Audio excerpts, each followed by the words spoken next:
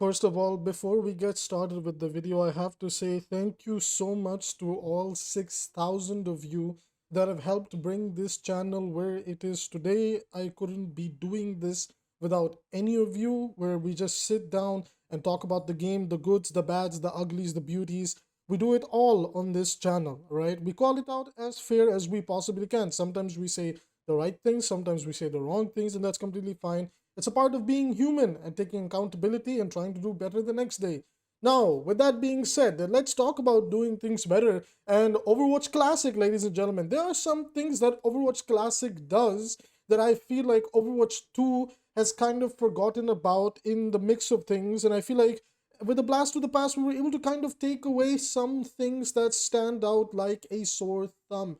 I think the number one thing that stands out, without a doubt, is the fact that Overwatch Classic, despite being a little bit of a clunky mess and a little bit unbalanced, although you could actually fine-tune things very easily in a hotfix patch, but it's okay. It takes away from the authenticity of it being like the first day one patch of Overwatch.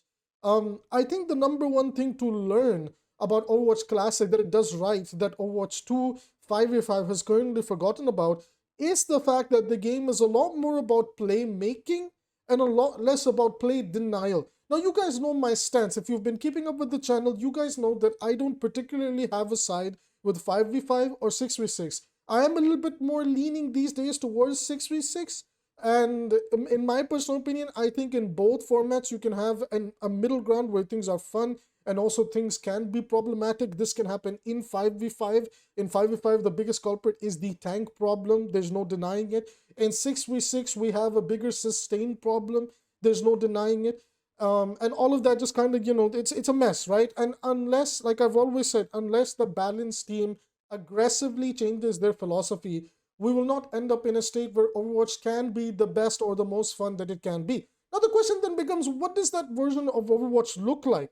So that's kind of what I felt like revisiting Overwatch Classic allowed us to do, was to realize what the game felt like when it was a lot more about play making rather than play denial. I actually really liked the fact that there was a completely new role in the game. There was this really interesting new role in the game called damage. And let me tell you guys, damage, they came up with so many new characters, and these characters actually did damage that helped you swing fights, and they could actually turn games around depending on who was being rewarded for their skill at landing their shots. And it was crazy. I don't know if you guys have heard of this role, damage, lately. It's a very interesting role. I think if they added it to Overwatch 2 5v5, it might actually be really good. I don't know. I just like, it feels like we just don't have enough damage in the current 5v5 format. So okay, my jokes aside, what I'm basically trying to say is the season 9 changes have hurt Overwatch 2 the most by far in the long term to the 5v5 format.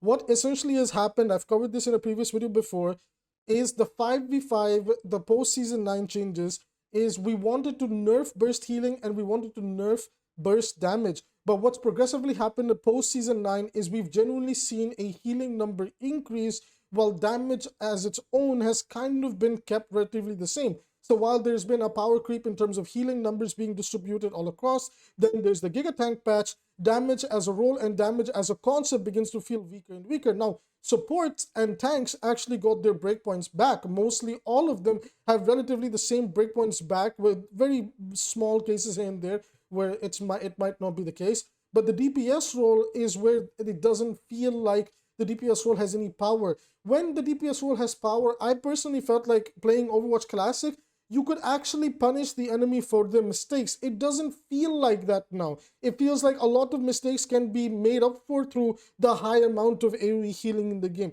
A lot of mistakes can be made up for with the invulnerability windows through Suzu, through the petal platform, okay, not the petal platform, the pull. I was about to call it the petal pull. Honestly, the petal pull sounds really sick. I don't know why we don't call it that.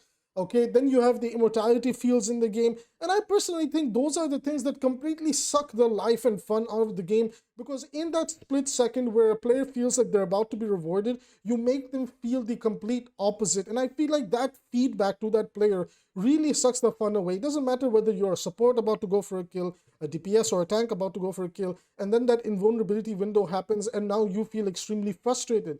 Now, I personally felt that the chaos wacky BS that was in Overwatch Classic was actually very hilariously balanced out because a lot of the interactions were very carefully curated from an ultimate to ultimate perspective. For example, is your Genji coming in with a big blade to carry a fight? Well, the enemy team is going to counter that with their transcendence, or they will actually just kill him just by, focusing him down. There were still ways to deal with Genji even back then, and with a lot of information and people just being better at the game, we can kind of see that even now, even in the 200 HP format where Genji has 28 DPS shurikens, you could actually deal with him really, really well.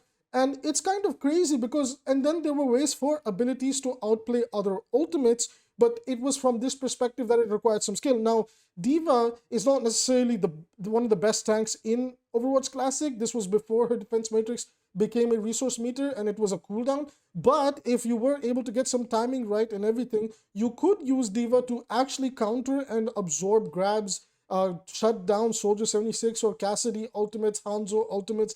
There's definitely these things you can do, and the same applies to characters like Genji as well, where with the precise timing and getting your positioning right, you could counter Graviton Surges, Cassidy's High Noons, Reaper ultimates. So what is it about abilities like D.Va and Genji where we're like, oh, countering ultimates with these abilities is good, but when you have things like, Immortality Field and etc., countering abilities or especially big playmaking moments with them feels incredibly frustrating. I think it's also the fact that a lot of these abilities, Immortality Field, Suzu, Pull, one of the biggest downsides on somebody who's actually on the receiving end of watching it happen is the fact that it almost, like, there is almost no risk involved in using these abilities, and there's almost like each of these abilities comes with a compensation. While if you use the defense matrix, even nowadays, the current defense matrix, the resource meter defense matrix, or the Genji deflect, if you use them poorly now, you don't come with any sort of compensation. Now, what do I mean by that? If you mess up your Kiriko Suzu, well, it's okay because it comes with this, burst of healing. If you mess up Life Pool, well, it's fine because it comes with some extra healing and still allows for your tank to be, usually you use it on the tank, to be positioned where he can play around you and then retake that space. Then the same thing applies to Immortality Field, where, okay, honestly, it's really hard to use a bad Immortality Field. And of course, there can be bad Immortality Fields because it is positioning based. But at the end of the day, in the worst case scenario, you use it for yourself, stay alive, and keep your team alive. So it's not necessarily the end of the world if you mess up its positioning and just use it for yourself, implying that you have done that. And it's also very easy to use. I'm not going to sugarcoat it. It's really not that hard. It's also Baptiste. He has infinite mobility. Come on now. So that is the thing. It's like, when it comes to somebody like Genji who's trying to deflect an ultimate, deflect a key ability, deflect, and D.Va trying to use her matrix for these purposes, and she's overusing her defense matrix, there's a window of a massive risk that comes with, that, okay, D.Va's exposed, she's going to take a lot of damage because the defense matrix is down.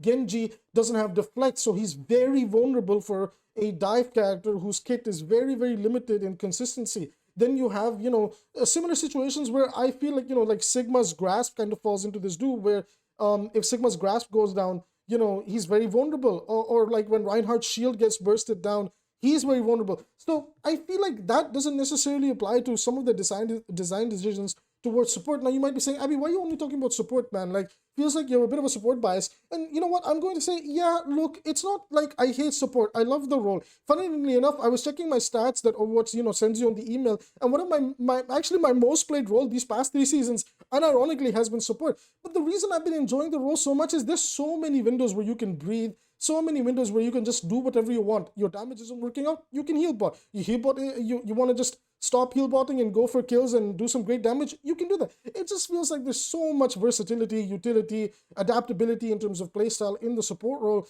that just like with how much power has been given to that role, it really sucks for tank and DPS. Now, tank has been gigabuffed. If we never got the Kaiju Watch tank, I would actually put tank in this area that tank doesn't have an impact on the game. That the supports do. But now I could argue that tanks and supports, depending on the patch, are up and down on who gets to have the more impact in that state of the patch. But DPS progressively just gets worse and worse and worse. And it's kind of really, really sad to see because DPS is by far the most popular role. And it almost sometimes feels like Blizzard just punishes people for playing that role, as if like, okay, if we make the role feel worse and worse and worse over time, maybe people that want to play Overwatch will divide and play other things. But that's just stupid, right? So again, it's like the things that I feel like Overwatch Classic did right, it gives us a lesson on Overwatch is just more fun when it's about playmaking.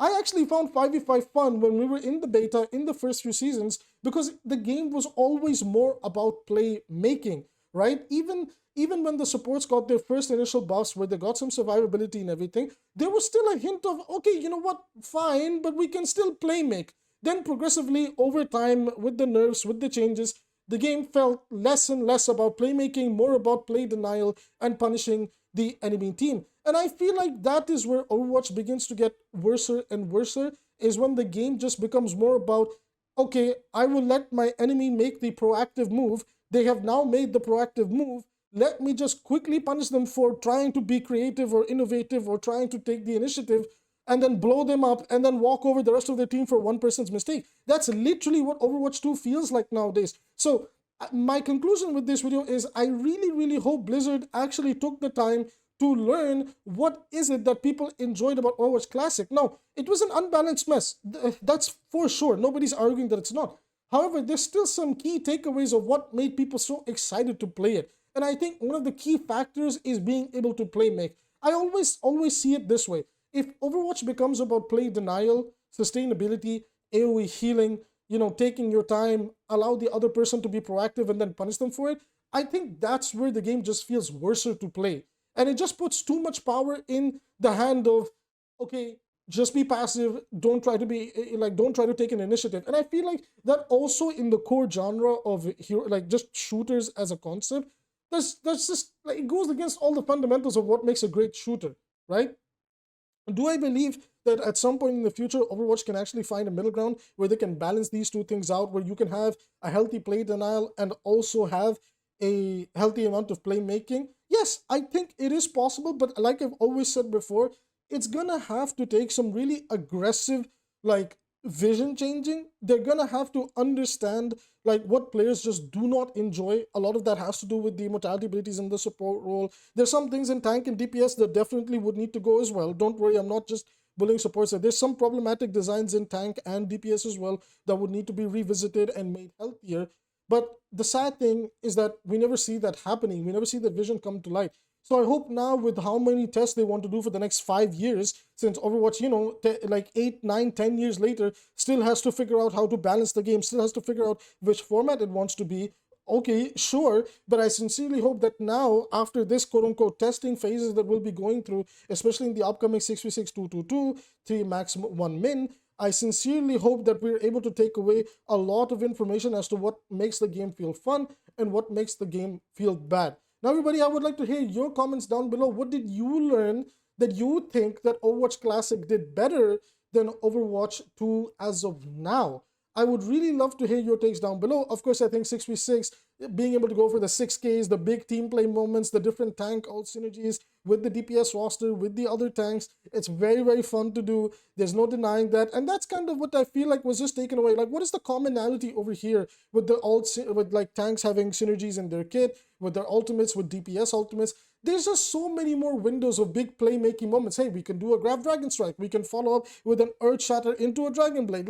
There's so many things you can do. And then all of that in Overwatch Classic counteracts each other, because it could get countered by a great mercy res. It can still get denied by one Zenyatta ultimate that, oh, we did grab dragons, but it takes one Zenyatta ultimate to completely shut it down, one good Lucio ultimate to shut it down, one res to shut it down. So it just felt like there was a healthy balance of both sides in that. Now, again, I would love to hear your thoughts down in the comment sections below. As always, if you've watched this far and want to support the channel for free, all you have to do is hit like, subscribe. You are the best out there, and I will see you in the next video.